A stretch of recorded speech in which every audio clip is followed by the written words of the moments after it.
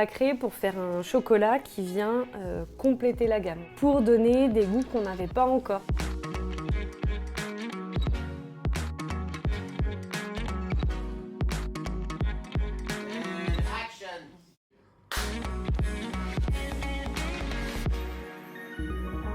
Mon boulot, ça consiste à décrire les chocolats avec les 5 sens. Le cacao, quand on le reçoit, on en fait un chocolat et puis on le déguste pour pouvoir déterminer son goût. À la suite de ces dégustations, on est capable d'avoir un profil, on appelle ça un profil aromatique ou un profil organoleptique de chacun des lots de cacao. C'est là qu'on choisit de faire ou un pur origine ou un chocolat d'assemblage. Là, j'ai 2 chocolats pur origine.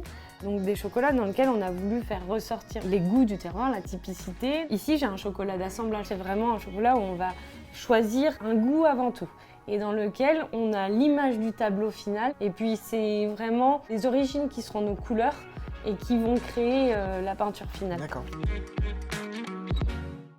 Et il y a une complicité, il y a un équilibre aussi qui est très, franchement, qui est vraiment agréable. C'est un chocolat que je pense que la majorité des gens vont apprécier. Il est long en bouche, il est très agréable. Komuntu, c'est un chocolat qui rassemble toutes nos origines. Et puis, à force de dégustation, on a affiné les recettes jusqu'à obtenir 2 finishers en fait. Et puis, celui qui a gagné, c'est Komuntu. On n'a pas l'impression en effet de déguster forcément un chocolat qui est un haut pourcentage. Oui. Je trouve justement que c'est peut-être ce qui manquait dans la gamme de Valrhona. Moi, je le vois un peu comme un futur classique de la gamme. Le fait de savoir qu'en plus les bénéfices vont être reversés aux producteurs, c'est leur rendre petit hommage, quoi. C'est important.